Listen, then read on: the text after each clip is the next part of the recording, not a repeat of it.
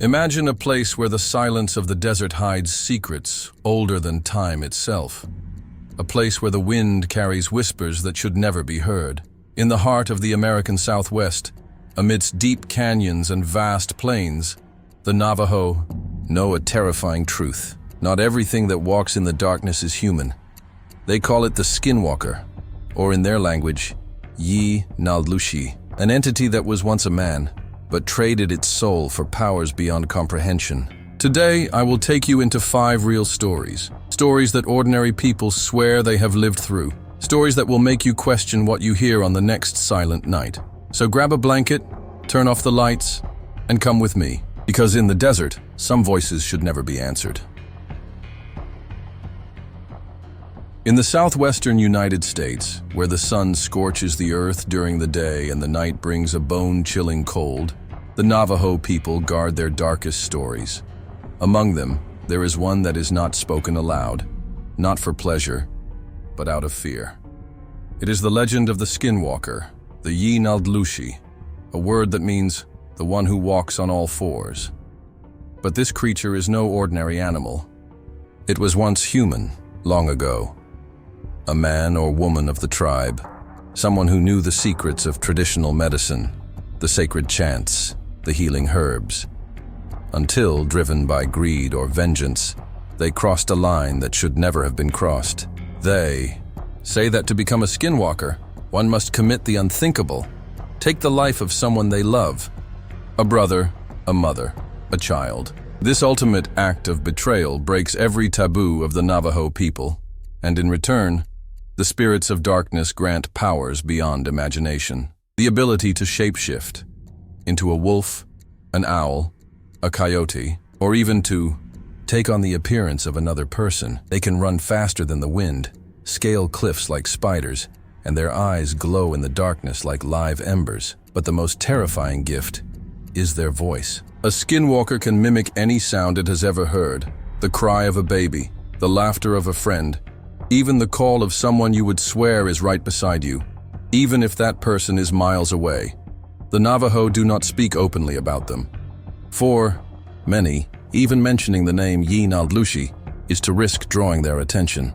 The elders teach the children, if you hear something strange at night, a scream that cannot be explained, a voice you do not recognize, do not look out the window, do not respond.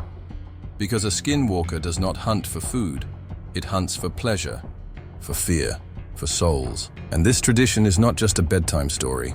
It comes from centuries of sightings, of encounters that have left marks on the land and in the minds of those who survived. Marks that, they say, can still be seen today in the isolated reservations of Arizona, New Mexico, and Utah. But what separates myth from reality? These legends could be dismissed as echoes of a superstitious past, if it weren't for the people who, to this day, claim to have crossed paths with a skinwalker. And now, I will tell you 5 of these stories. Accounts of ordinary people on ordinary nights that became anything but ordinary. Our first account comes from a freezing night in New Mexico, in a small adobe house on the outskirts of a Navajo reservation. It was the winter of 1998, and a family, a mother, her teenage son, and an elderly grandmother, was trying to sleep under the weight of heavy blankets. The house was simple, isolated, surrounded by nothing but red earth and shadows dancing in the moonlight. Around 2 in the morning, a sound cut through the silence. It was the grandmother's voice, weak and trembling, coming from outside. "Let me in," it said. "It's too cold out here." The son, a 16-year-old boy named Daniel, immediately got up. He knew his grandmother had been having trouble with her legs for months. She could barely walk to the kitchen, let alone go outside. In the middle of the night, confused, he glanced into the next room. There she was, the grandmother, curled up in bed, breathing softly in her sleep. His heart raced. If she was there, who or what was outside? The mother, now awake, grabbed his arm and whispered, "Don't open the door. Don't look." But the voice continued, insistent, almost tearful. "Daniel, it's me. Help me." It was perfect. identical to the grandmother's voice, down to the hoarse tone she had when she was tired. The family froze, listening as knocks began at the door. Tap, tap, tap. They weren't loud, but they were steady, as if something was testing their patience.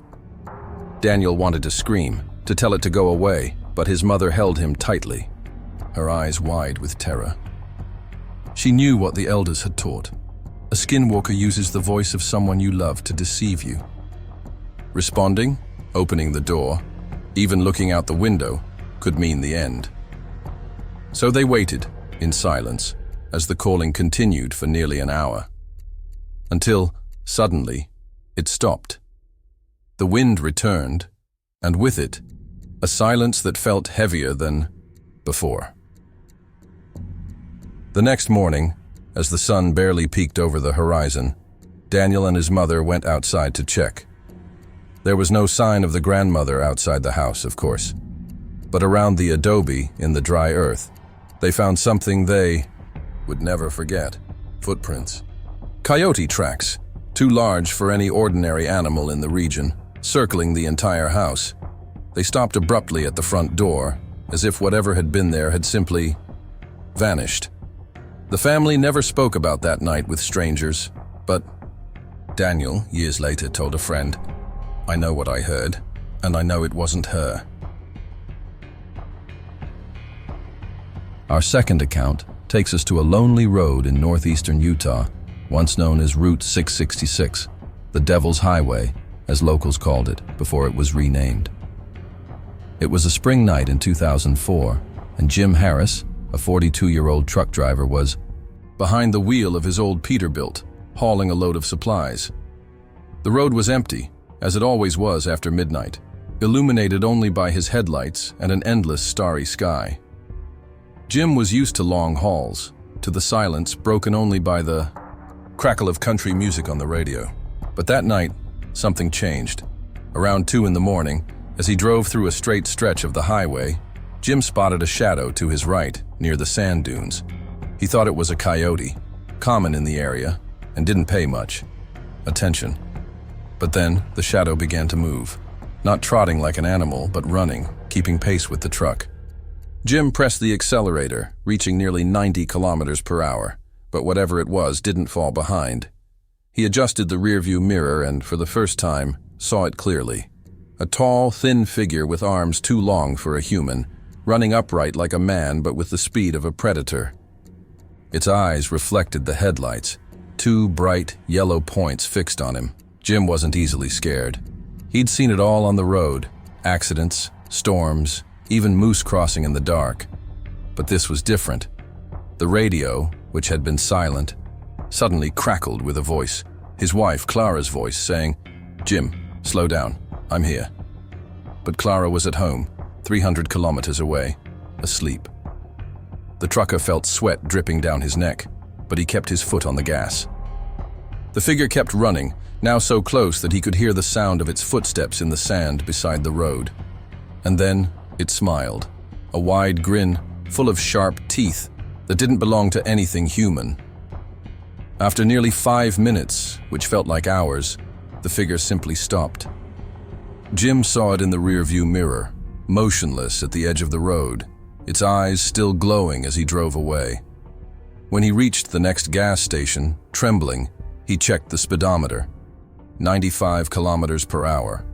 No animal, no man could run like that for so long. Later, he asked a Navajo co-worker about what he'd seen. The man was quiet for a moment, then said, "You were lucky. It was only playing with you." Jim never took Route 666 again after that night. Our third account takes us to a place that has become synonymous with mystery. Skinwalker Ranch, an isolated property in the Utah desert, hidden among arid hills and deep canyons. In 1996, Terry Sherman, an experienced rancher, moved there with his family, expecting a quiet life raising cattle. But what he found was something no farming manual could explain. It all began on a hot summer afternoon when Terry and his wife, Gwen, were tagging their herd. Suddenly, a wolf appeared on the horizon. It wasn't an ordinary wolf. It was enormous, almost the size of a calf, with grizzled fur and eyes that seemed to glow even in the sunlight. Terry grabbed his rifle, a .357 Magnum, and fired. The first shot hit the animal square in the chest. Nothing. It didn't fall, didn't bleed, just turned its head to stare at Terry with those piercing eyes. The rancher fired again, and then once more. 3 shots, all at point-blank range, and the wolf remained standing, as if the bullets were mosquito bites. Then, it simply trotted into the nearby woods, leaving the couple in shock. Terry followed the tracks in the dry earth, large, wide, deeper than any local predators. But after a few meters, they vanished, as if the animal had evaporated into thin air. Weeks later, the real terror began. On a moonless night, Terry woke to Gwen shaking him in a panic. "It's calling me," she whispered. Outside, coming from the direction of the woods, a clear and familiar voice was shouting her name, Gwen. "Gwen, come here!" It was Terry's voice, identical, down to the deep tone he used when he was angry. But Terry was right there in bed, his heart pounding. He grabbed his wife and said, "Don't move!" The two of them listened as the voice continued, now closer, accompanied by footsteps circling the house. Then silence. Through the window, Terry saw a tall, thin figure standing at the edge of the property, its eyes glowing like headlights in the darkness. It wasn't a wolf this time. It was something worse. The next day, they found a dead cow in the pasture, with precise cuts no predator could make. The Sherman family sold the ranch shortly after, but the stories of Skinwalker Ranch didn't stop. To this day, investigators say the place is a portal to something beyond our understanding. Terry never returned, but years later he admitted, "I know what I saw, and I know it wasn't natural." Our fourth account took place on an autumn night in northern Arizona, near the forests bordering the Navajo desert. It was 2011, and a group of 4 friends, Mark, Lisa, Ryan, and Jen, decided to camp in a remote area far from the busy trails. They set up their tents near a dry creek, lit a campfire, and spent the evening telling stories and laughing under the starry sky. Around 11 at night, the mood shifted. The crickets, which had filled the air with their chirping, suddenly fell silent. The quiet descended like a curtain, and the friends exchanged uneasy glances. Then, they heard it. A laugh, low but clear, coming from the bushes beyond the firelight. "Mark, are you out there?" Lisa asked, thinking it was a prank. But Mark was sitting right beside her, his face confused. Before anyone could speak, a voice called out, "Jen, come here!" It was Ryan's voice, perfectly mimicked, but Ryan was standing right there, holding a flashlight with trembling hands.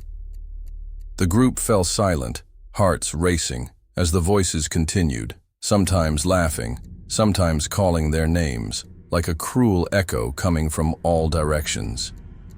Lisa grabbed Jen's arm and whispered, "It's not us." Ryan, the bravest of the group, grabbed the flashlight and pointed it toward the bushes. The beam of light cut through the darkness, and for a second, just a second, they saw something.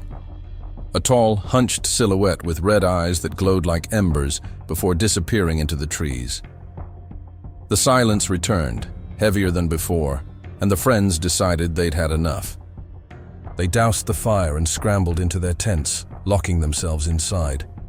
Throughout the night, they heard soft footsteps circling the campsite, accompanied by whispers that seemed to mock them. "Mark, Lisa, come play." No one slept. When the sun rose, the group packed up their camp in record time and headed back to town. On the ground where the fire had burned, they found footprints.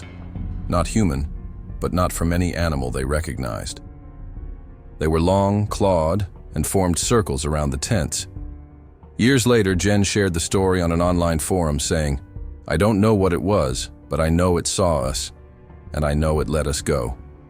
The group never returned to that place. Our final account takes us to the New Mexico desert on a summer night in 2017. Sarah Lopez, a 29-year-old nurse, was driving alone on Highway 491, returning from a night shift in Gallup. It was just after 3 in the morning, and the road was deserted, cutting through the desert like a black line under the moonless sky. Sarah was tired but alert, with the radio off to focus on the sound of the engine. That's when she heard something strange, a rhythmic sound, like light taps on the roof of the car. Tap, tap, tap. She thought it was the wind kicking up pebbles, common on those roads, and didn't pay much attention. But the taps continued, louder, more insistent. Worried, Sarah slowed down and checked the rearview mirror. Nothing, just darkness and the faint glow of the taillights. But the tapping didn't stop. It came in a sequence, as if something was walking on the car's roof. Her heart raced and she pressed the accelerator, reaching 100 kilometers per hour. The sound stopped for a moment and she breathed a sigh of relief, until she heard a voice. Sarah. It was low, hoarse, as if coming from inside the car. But she was alone. She looked at the passenger seat, the back seat, empty. The voice called again, "Sarah, stop the car!" It was her mother's voice, who had passed away 2 years earlier. In a panic, Sarah pulled over onto the shoulder, the tires skidding on the sand. She turned off the engine, gripping the steering wheel so tightly her knuckles turned white. Silence took over, but it wasn't comforting. It was suffocating. Then, she heard footsteps, slow, deliberate, coming from the darkness behind the car. Sarah locked the doors and turned on the high beams, but the light revealed nothing but sand and dry bushes. The footsteps stopped, and for a moment she thought she was safe. Until she looked in the side mirror and saw it, a thin figure standing just a few meters from the car. Its eyes glowed like lanterns fixed on her, and its mouth twisted into a crooked smile, full of teeth that didn't belong to a human. Sarah screamed and started the car, speeding away without looking back. The tapping didn't return, but she drove straight to town, trembling the entire way. When dawn broke, she returned with a friend to check the road. On the shoulder where she had stopped, they found footprints. Human at first, but they transformed into claw marks, as if something had changed shape while following her. Sarah never drove alone at night again. "I know it was my mother's voice," she told a co-worker years later, "but I also know it wasn't her." 5 stories. 5 nights when the impossible became real for ordinary people. A family in their adobe home, a trucker on the road, a rancher on his land, friends at a campsite, a nurse alone in the desert. Each of them heard voices that shouldn't exist, saw eyes glowing in the darkness, found footprints that defy logic. And all of them carry the same question, whispered in the silence that followed. What was that? Was it a trick of the mind, exhausted by fear or loneliness? A hallucination born of the desert, where heat and shadows play tricks on the senses? Or something more, something the Navajo have known for centuries, something that doesn't explain itself but simply is? Skinwalkers are not just legends to the Navajo people. They are a warning, etched into stories passed down through generations, an echo of a time when the human and supernatural worlds crossed paths more often. But what's most unsettling is that these encounters aren't confined to the reservations or the traditions of one people. Truckers, campers, ranchers, outsiders with no connection to Navajo culture report the same things. The perfect voices, the glowing eyes, the feeling of being hunted by something they don't understand. Does the desert hold secrets that transcend belief? Are skinwalkers more than folklore, real entities, driven by intentions we'll never comprehend? Skeptics will say they're just stories, exaggerations of impressionable minds. But for those who were there, who felt the weight of those eyes, in the darkness, doubt isn't an option. They know what they heard. They know what they saw. and they know that in the silence of the desert, something was watching them back. The question that remains isn't whether skinwalkers exist, it's why they appear and what they want from us. The desert keeps its secrets in silence, but sometimes it whispers. And when it does, it's better not to answer. Skinwalkers, whether they are spirits, witches, or something science has yet to name, leave more questions than answers. But one thing is certain. For those who have crossed their path, life is never the same again. So, the next time you find yourself alone on a dark road or under a moonless sky, pay attention. If you hear a familiar voice calling your name, a sound you can't explain, an echo that doesn't belong, it might be best to close the window, lock the door, and wait for the sun to rise. If you've ever heard something like this, or know, a story that sends chills down your spine, leave it in the comments. I want to know what you think. Are skinwalkers real, or just shadows of our imagination? Subscribe for more tales that will make you look over your shoulder. And until next time, keep an eye on the darkness.